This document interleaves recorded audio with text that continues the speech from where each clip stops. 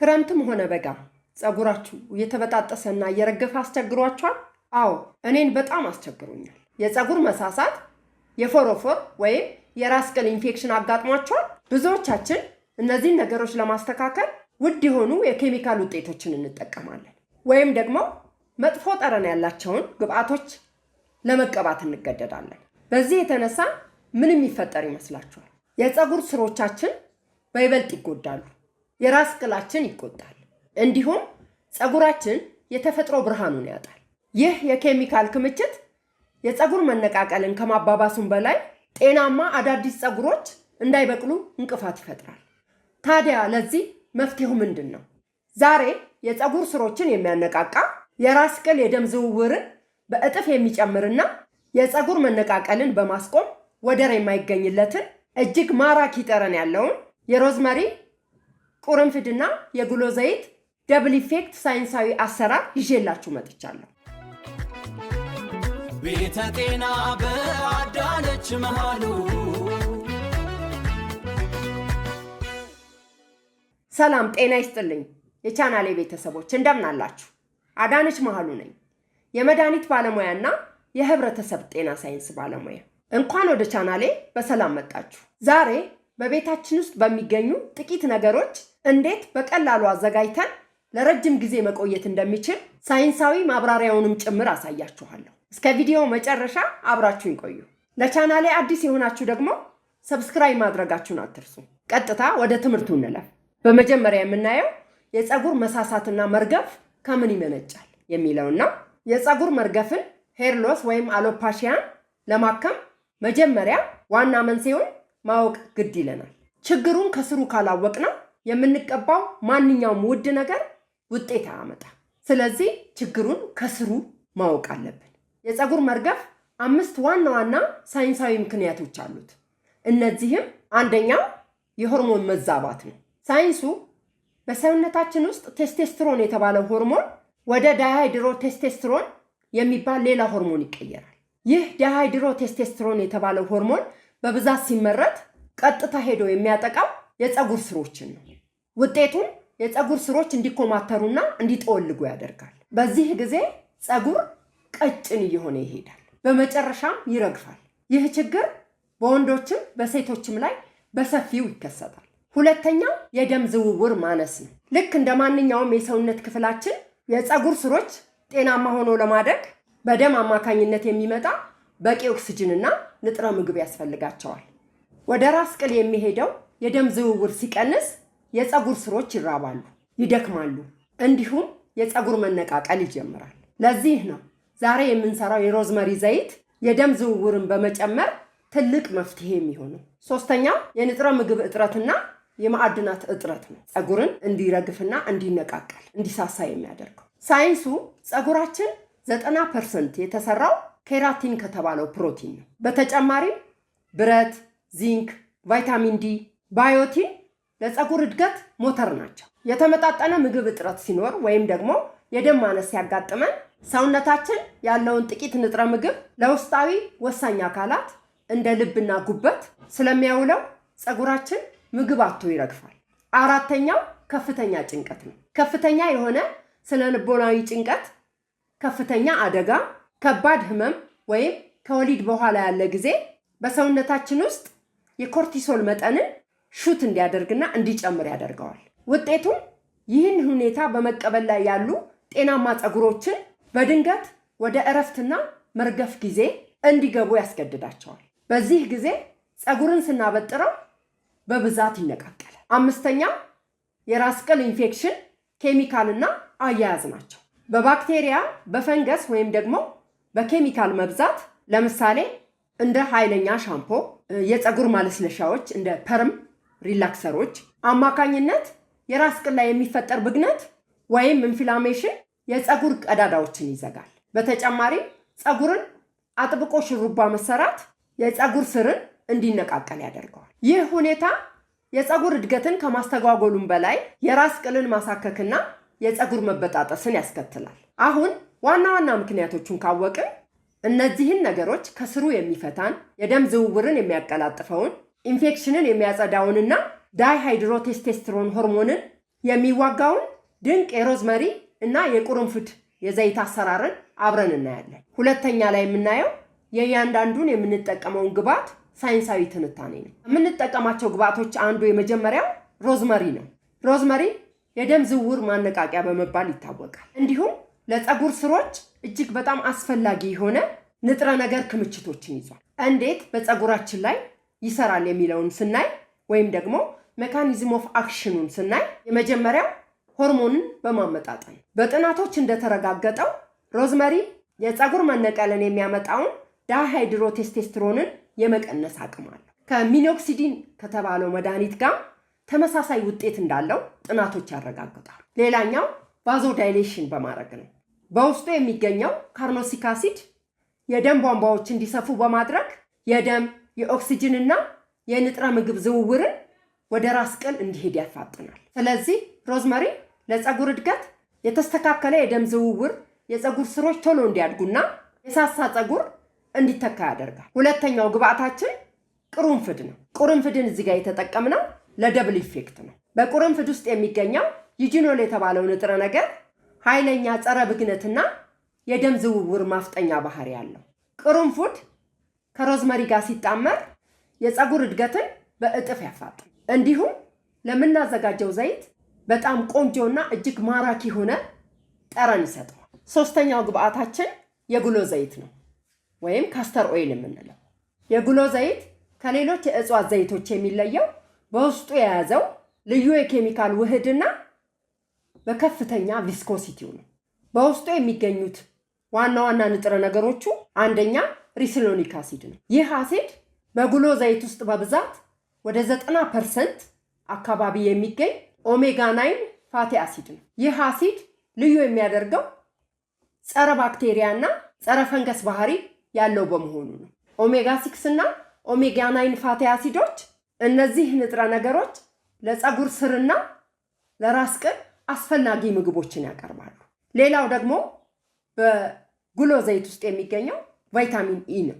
ለፀጉር ጤና ወሳኝ የሆነው ይህ ቫይታሚን የፀጉር ስሮች እንዳይጎዱና እንዳይዳከሙ የሚከላከል ጠንካራ አንቲኦክሲዳንት ነው።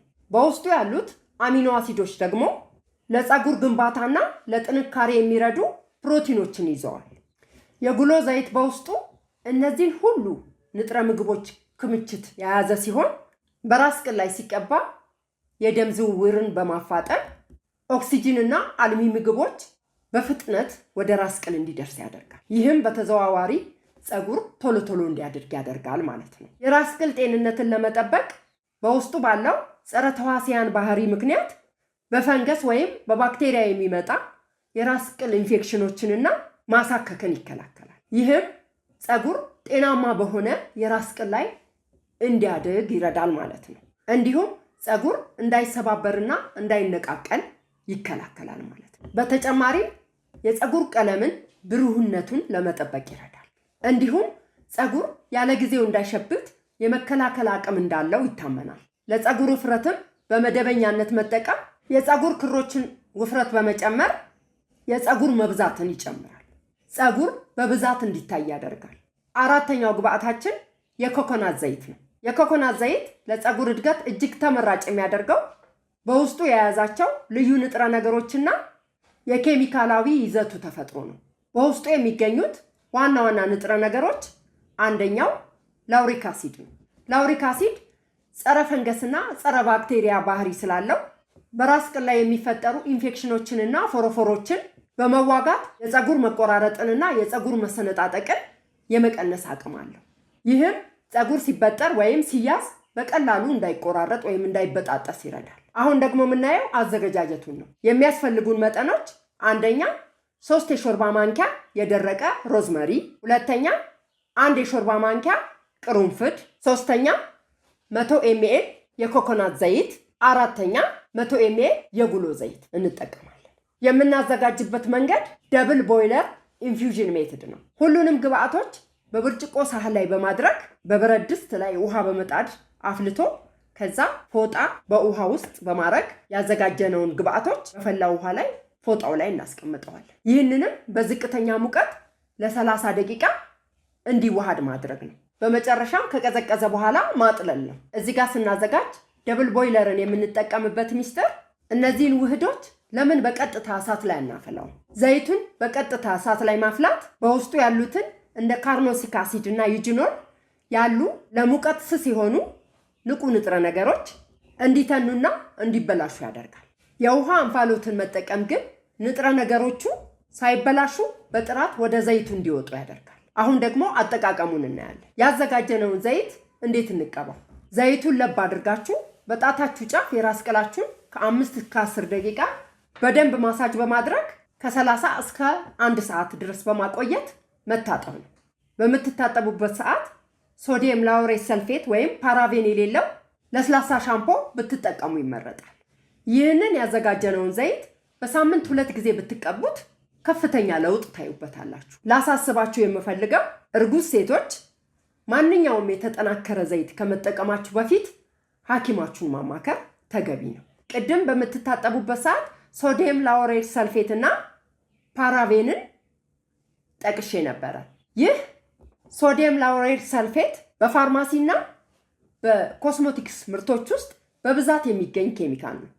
ዋናው ተግባሩ እንደ ሰርፋክታንት ማገልገል ነው። ይህ ማለት የውሃውን ውጥረት በመቀነስ ውሃና ዘይት እንዳይቀላቀሉ ያደርጋል። ቆሻሻና የተረፈ ቅባትን ከቆዳችን ላይ ነቅሎ በማስወገድ የማስወገድ እንዲሁም አረፋ የመፍጠር አቅም አለው። ለዚህም ነው በብዛት ሳሙናዎች፣ የፊት መታጠቢያ ፈሳሾች ወይም ክሊንሰሮች፣ ሻምፖና የጥርስ ሳሙና ውስጥ የሚጨመረው።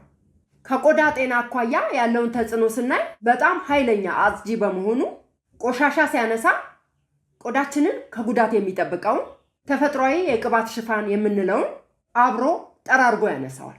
ይህ ሲሆን አንደኛ ቆዳው ክፉኛ ይደርቃል ወይም ትራንስኢፒደርማል ወተር ሎስ ያመጣል።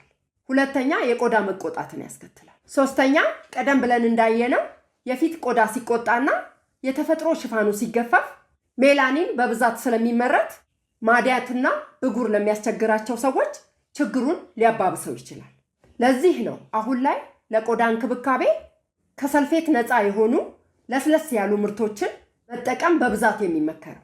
በነገራችን ላይ ከሶዲየም ላውሬት ሰልፌት ጋር የሚመሳሰል ግን ለስለስ ያለ ቆዳን የማድረቅና የማቁሰሉ መጠን አነስተኛ ስለሆነ በብዛት በምርቶች ላይ ይገኛል። ስለዚህ እናንተም ሻምፖን ስትጠቀሙ ከሰልፌት ነፃ የሚለውን ፈልጋችሁ ገዝታችሁ ብትጠቀሙ ይመረጣል። ሌላው ደግሞ ፓራቬን ነው። ፓራቬን ማለት ደግሞ በኮስሞቲክስ በመድኃኒቶችና በቆዳ እንክብካቤ ምርቶች ውስጥ በስፋት የሚገኘው ሌላኛው ታዋቂው ኬሚካል ነው። ዋናው ተግባሩ እንደ ፕሪዘርቫቲቭ ወይም ማቆያ ማገልገል ነው። ውሃን መሰረት አድርገው በተሰሩ ምርቶች ላይ እንደ ሎሽን፣ ሻምፖ፣ ሜካፕ እና የፊት ክሬሞች ላይ ባክቴሪያ፣ ፈንገስ እና ሞልድ እንዳይራቡና ምርቱ ቶሎ እንዳይበላሽ ይከላከላል። በምርቶች ማሸጊያ ላይ ስታነቡ ብዙ ጊዜ ሚታይል ፓራቤን፣ ፕሮፓይል ፓራቤን፣ ቡታይል ፓራቤን ወይም ኢታይል ፓራቤን የሚሉ ስሞች ታገኛላችሁ። ታዲያ የጤና ስጋቱ ምንድን ነው? ፓራቤን አነጋጋሪ የሆነበት ትልቁ ምክንያት የሆርሞን ማዛባት ያመጣል የሚለው ትልቁ ስጋት ነው። የመጀመሪያ ኤስትሮጂንን መምሰሉ ነው። ፓራቤን በቆዳችን ስር ሰርጎ ወደ ደማችን ሲገባ የሴቶችን ኤስትሮጂን ሆርሞንን የመምሰል ዛይኖስትሮጂን ሆኖ የማገልገል ባህሪ ያለው። ይህ አላስፈላጊ የሆነ የሆርሞን መነቃቃት ከጡት ካንሰርና ከተዋልዶ ጤና ችግሮች ጋር ሊያያዝ ይችላል የሚል የተለያዩ የሳይንስ ጥናቶች መውጣታቸውን ተከትሎ ትልቅ ስጋትን ፈጥሯል።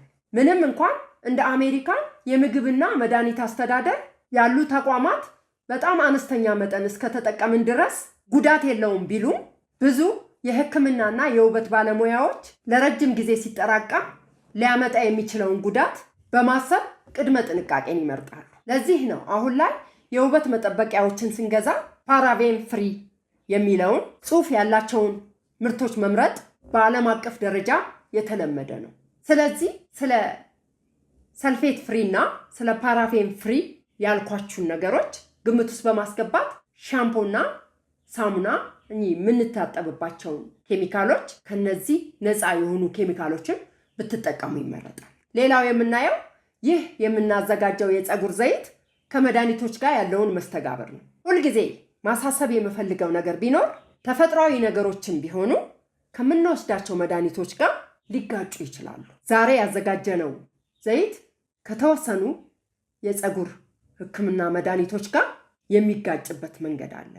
ስለዚህ ከየትኛው መድኃኒት ጋር ይጋጫል የሚለውን እናያለን። የመጀመሪያው ሚኖክሲዲን ለፀጉር ሕክምና ከሚሰጥ መድኃኒት ጋር። በውህዳችን ውስጥ ያለው ሮዝመሪና ቅርንፉድ የደም ቧንቧን የማስፋት አቅማቸው ከፍተኛ ነው። ይህንን ዘይት እንደ ሚኖክሲዲን ካሉ መድኃኒቶች ጋር በተመሳሳይ ጊዜ መቀባቱ መድኃኒቱን ከሚገባ በላይ በደም ውስጥ እንዲገባ በማድረግ የደም ግፊትን ሊያዛባ ወይም የራስ ቅልን ከመጠን በላይ ሊያቆስል ይችላል። ስለዚህ ይህንን ቅባት ሚኖክሲዲን መድኃኒትን የምትጠቀሙ ሰዎች አብራችሁ መጠቀም የለባችሁ። መድኃኒቱን ከጨረሳችሁ በኋላ ሐኪማችሁን አማክራችሁ መጠቀም ትችላላችሁ። ወይም ደግሞ መድኃኒቱን ተጠቅማችሁ ከ24 ሰዓት በኋላ ቅባቱን መቀባት ትችላላችሁ። በመድኃኒቱና በቅባቱ መካከል 24 ሰዓት ሊኖር ይገባል። ሌላው የምናየው የማከማቻ ጊዜውን ነው፣ ወይም ደግሞ ስቶሬጅ ወይም ሼልፍ ላይፉን ነው። ብዙዎቻችሁ ይህን ጥያቄ ልጠይቁኝ ትችላላችሁ። አዘጋጅተን ምን ያህል ጊዜ እናስቀምጠው የሚለውን ማለት ነው። ያዘጋጀነውን ውህድ በሩም ቴምፕሬቸር የምናስቀምጠው ከሆነ አየር በማያስገባ ጠርሙስ ውስጥ ለ1 ወር ማስቀመጥ እንችላለን። ይህን ስናስቀምጥ የፀሐይ ብርሃን ወይም ሙቀት በቀጥታ መንካት የለበትም። ፀሐይ ብርሃን የማይደርስበትና ሙቀት በማያስገባ አካባቢ ማስቀመጥ እንችላለን። ነገር ግን በፍሪጅ ውስጥ የምናስቀምጠው ከሆነ ለ2 ወር አስቀምጠን መጠቀም እንችላለን። ያዘጋጀነውን ዘይት ሁሌም ዘይቱን ስንጠቀም ለብ ማድረጋችንን አንርሳ። ጤናማ የራስ ቅል ለጤናማ ፀጉር መሰረት ነው። ይህንን ዘይት በማዘውተር ለውጡን በኮመንት ላይ አሳውቁኝ። ስለተከታተላችሁኝ አመሰግናለሁ። ይህ ቪዲዮ ከረዳችሁ ላይክ አድርጉት። ጥያቄ ካላችሁ በኮመንት ላይ ጻፉልኝ። ለብዙዎችም እንዲደርስ ሼር አድርጉት። ሰብስክራይብ ማድረጋችሁንም እንዳትረሱ። በሚቀጥለው ቪዲዮ እስከምንገናኝ ሰላም ሁኑልኝ። ቻው።